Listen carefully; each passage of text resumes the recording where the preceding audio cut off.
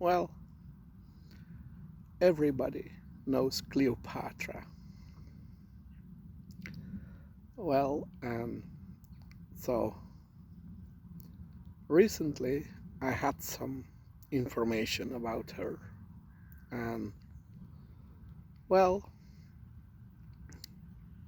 she uh, she was the ruler of Egypt, and so this was because her family was the ruler of Egypt, and they were so during at least 10, I think something like 14 generations.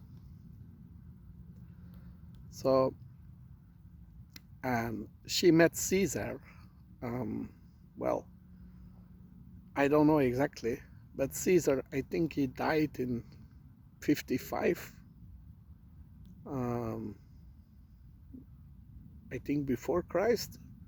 So, and Cleopatra, well, she descended from a Greek general. So, how does a Greek general obtain um, power over Egypt? Well, that has to do with Alexander the Great. Um, I think he died in 323 before Christ, and he had no children.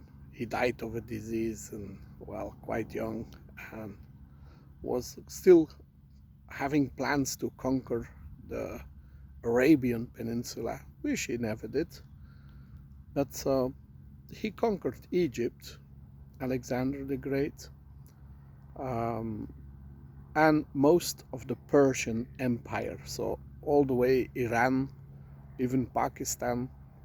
And after he died, he had four Greek generals in his army. And so they divided the empire of Alexander the Great. And they split it more or less in four regions: north, south, east, west.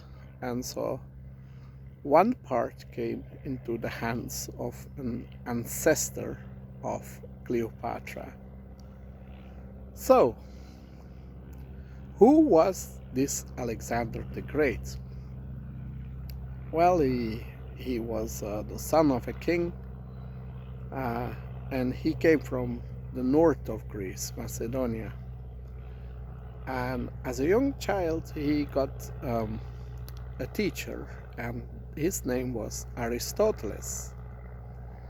So, and now it comes something very special.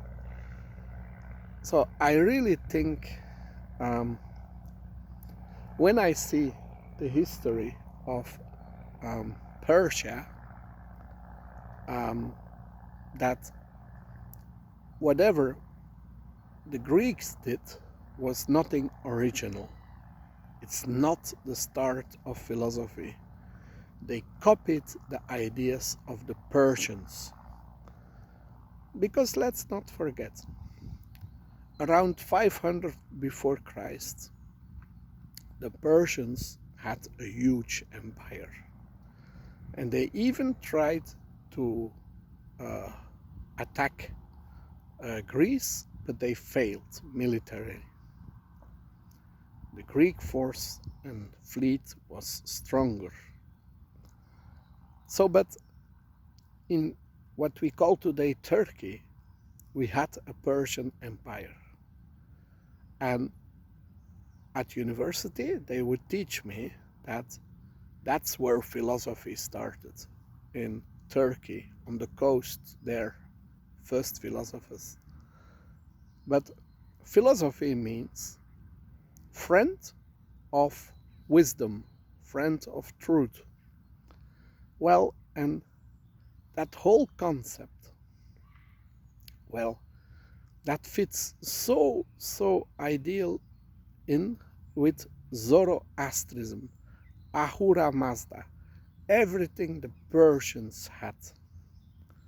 So I think that Persian Empire was based on something, a belief, and that belief had even influence on northern India. And so I think, uh, well, the city of Persepolis, that power of the Persians, but even during many centuries before that powerful city in 500 before Christ. So let's go 1000 before Christ, or even more, 1500 and 2000. But nobody knows when that Zoroastrism really started, but it had a huge influence.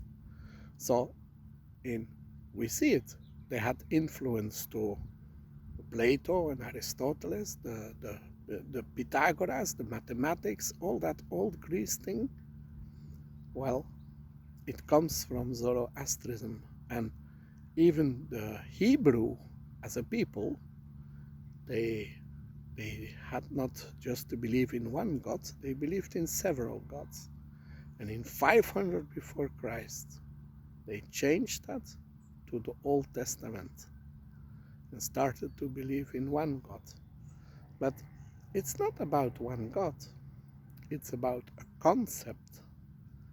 Um, well, I think they invented first the wheel, and they have been calculating a lot, and so and then they invented the circle, and from a mathematical point of view, that circle has infinity, infinity, the infinity of the circle in mathematics. And then yeah, they must also have known by some way that we lived on a balloon, a circle. They could see the shadow of the earth on the moon, and so if they figured that out, and they were doing all these mathematics, they needed mathematics for buildings, for pyramids, for all kinds of irrigation channels, even dividing properties, quantities, taxes. They needed mathematics. And so then suddenly they find this infinity, and they finally think they can explain the start of the universe. It's like they discovered the Big Bang or something, but nobody today understands the Big Bang, and even scientists will have difficulty.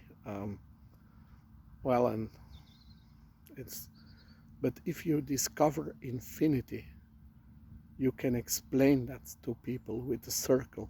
And the oldest representation of Zoroastrism, the the symbol, it holds two circles. It represents a human holding a circle in his hand.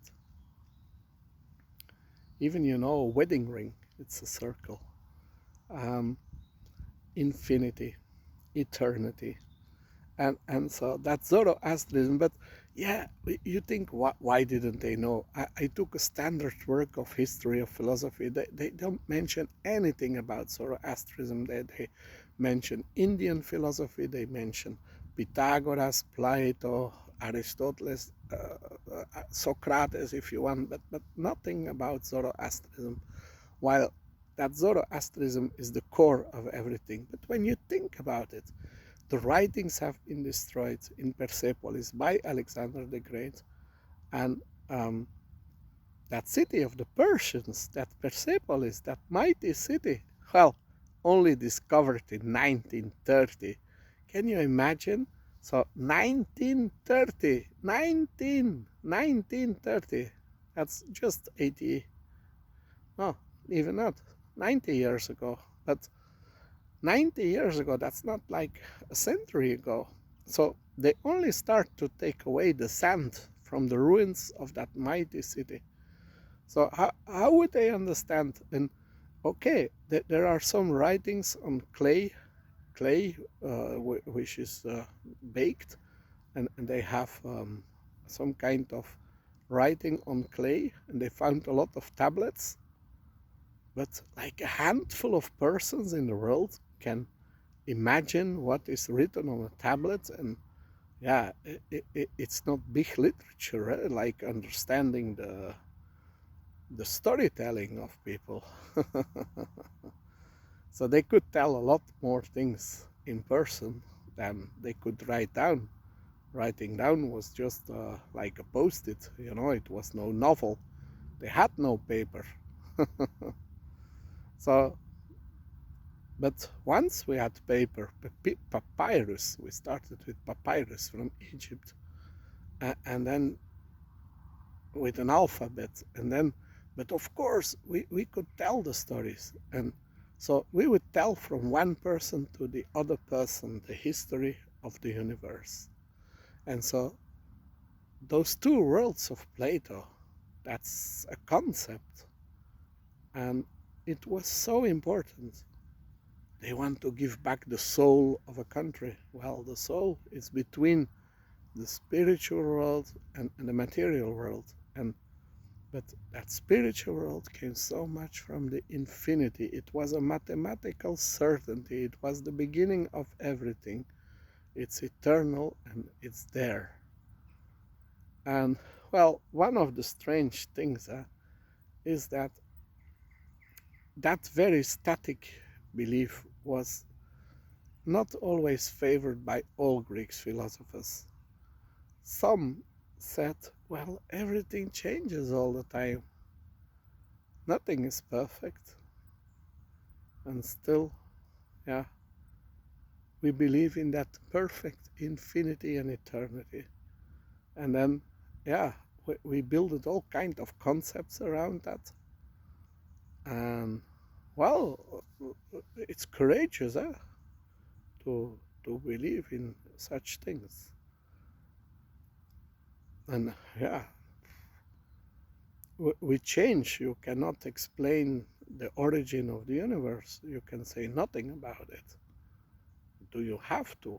Well, that's the question.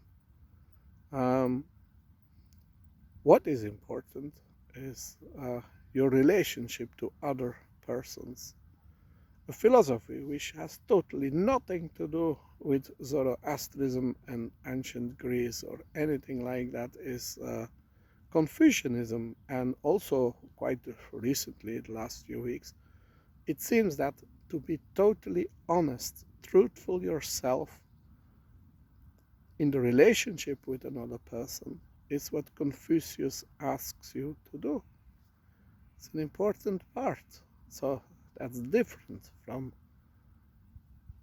an ideal world and an almighty. So yeah, it's quite